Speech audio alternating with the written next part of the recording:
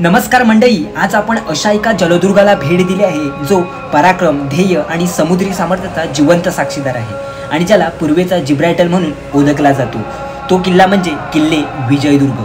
छत्रपती शिवाजी महाराजांच्या पराक्रमाची आणि कान्होजी आग्र्यांच्या अभेद्य आरमाराची कहाणी येथील प्रत्येक दगडादगडात कोरलेली आहे। विजयदुर्ग किल्ल्याची सुरुवात 12व्या शतकात झाली। शिलाहार राजवंशातील राजा भोज याने इसवी सन 1193 ते 1205 या कालखंडात 5 एकरमध्ये हा किल्ला बांधला। सुरुवातीला या किल्ल्याला घेरिया या नावाने ओळखलं जात होतं। त्यानंतर विजयदुर्ग किल्ला हा आदिलशाही राजवटीखाली आला।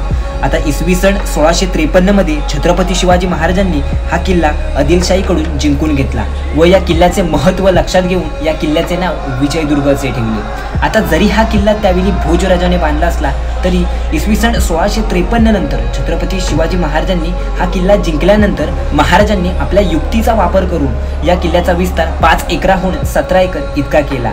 त्यावेळी महाराजांनी आपली युक्ती आणि ॲडव्हान्स इंजिनिअरिंगचे प्रयोग या दुर्गावर केले।